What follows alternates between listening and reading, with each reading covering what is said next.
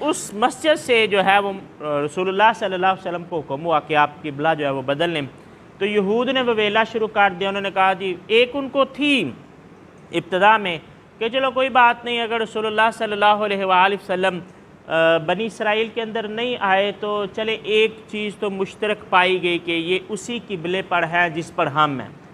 لیکن جب مسلمانوں نے قبلہ بدل لیا تو اب انہوں نے کہا جی یہ دیکھیں یہ کیسا دین ہے جو پہلے کوئی اور بات کرتے ہیں بعد میں کوئی اور بات کرتے ہیں۔ گویا انہوں نے ناسخ و منسوخ کے حوالے سے جو ہے وہ اعتراضات کیے، اور ناسخ و منسوخ کے حوالے سے امت کے اندر ابھی بھی اختلافات پائے جاتے ہیں۔ کئی لوگ جو ہیں وہ سرے سے ناسخ و منسوخ کے قائل ہی نہیں ہیں۔ ابتدا کے اندر جو پہلے اولین مفسرین تھے ان میں ناسخ و منسوخ کا تصور آج کی نسبت زیادہ پایا جاتا تھا، وہ زیادہ آیات کے منسوخ ہونے کے قائل تھے۔ ان کا جو انداز تھا، ترک تھا ناسخ و منسوخ کو بیان کرنے کا، وہ الگ تھا،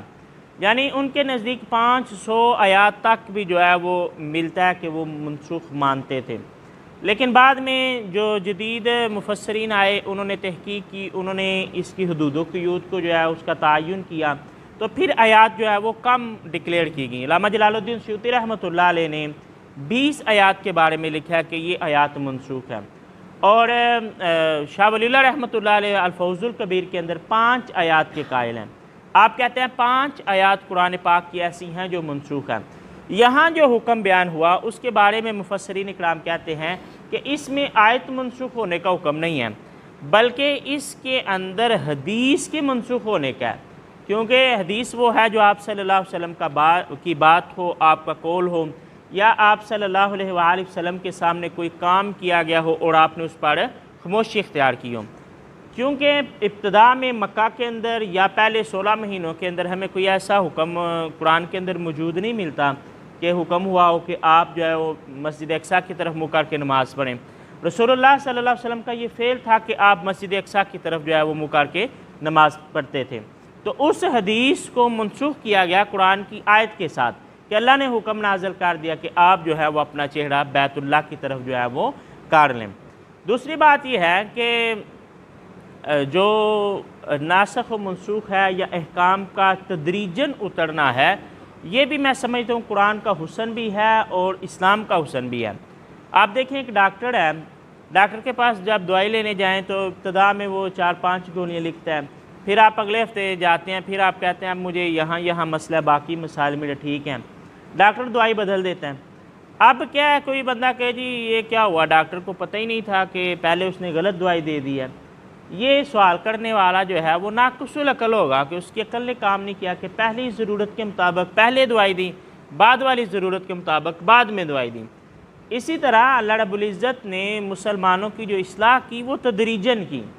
تو تدریجاً جو ہے کچھ احکام نازل ہوئے، بعد میں ان کو بدل دیا گیا یا ان احکامات کو جو ہے وہ اٹھا لیا گیا۔ تو اب اللہ کے علم پر اس حوالے سے کوئی اعتراض نہیں ہو سکتا کہ معاذ اللہ پہلے اللہ کو پتہ نہیں تھا کہ قبلہ یہ بنانا ہے، بعد میں پتہ لگا۔ یہ اعتراض اللہ کی ذات کے حوالے سے درست نہیں ہے۔ اللہ کو ابتداءً ہی ہر چیز کا علم تھا، لیکن اللہ رب العزت نے تدریجاً احکامات کو جو ہے وہ لوگوں پر نافذ کروایا۔ تو اللہ رب العزت نے فرمایا عن قریب یہ لوگ کہیں گے کہ کس چیز نے ان کے قبلہ کو بدل دیا۔ قل اے نبی علیہ السلام آپ فرما دیجئے للہ المشرق والمغرب، اللہ ہی کے لیے ہے مشرق بھی اور مغرب بھی، ہر سمت جو ہے وہ اللہ ہی کی سمت ہے، تم جس طرح بھی منہ کرو گے اللہ ہی کو پالو گے۔ یہود جو ہیں ان کی جو سمت ہے وہ مغرب کی سمت ہے، یعنی دونوں جو ہیں وہ بیت المقدس کی طرف منہ کر کے عبادت کرتے ہیں، عیسائی بھی یہودی بھی، لیکن وہاں جا کر پھر دونوں کی سمتیں الگ ہیں۔ یہودی جو ہے وہ بیت المقدس کی مغربی جانب کو افضل مانتے ہیں، اس طرف منہ کرتے ہیں،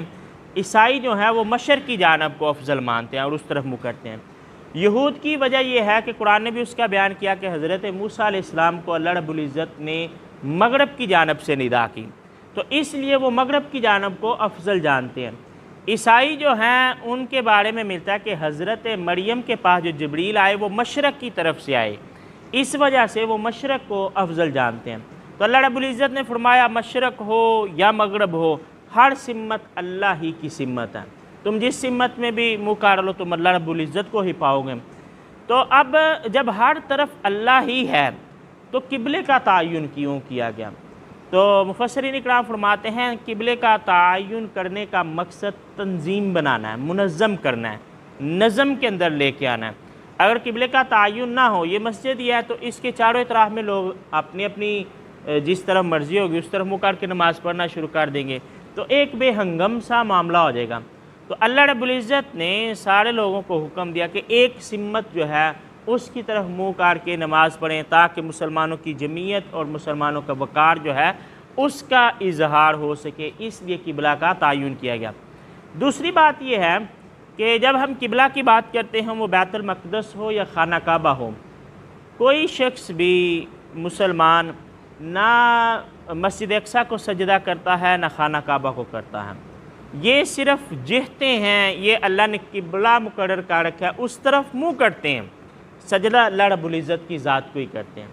چاہے بیت اللہ کی طرف منہ کیا ہو یا اس سے پہلے مسجد اقصی کی طرف منہ کر کے مسلمانوں نے نماز پڑھی ہو۔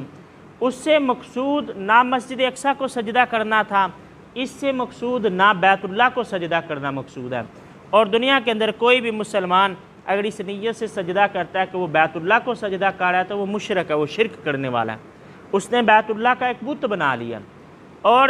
ہم جو سجدہ کرتے ہیں، ہم اللہ رب العزت کی ذات کو سجدہ کرتے ہیں،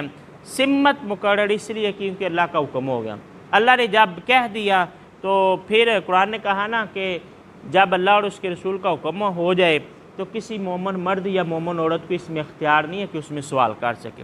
جو بھی انہوں نے فیصلہ کر دیا اللہ اور اس کے رسول نے، وہ حتمی فیصلہ ہے، چاہے اس کی سمجھ ہمیں ہو یا نہ ہو، اس کی حکمت کا ہمیں پتہ چلے یا نہ پتہ چلے، جب اللہ کا اور اس کے رسول صلی اللہ علیہ وآلہ وسلم کا حکم آ گیا تو وہ سارا آنکھوں پر اس کی تائید ہی کرنی ہے۔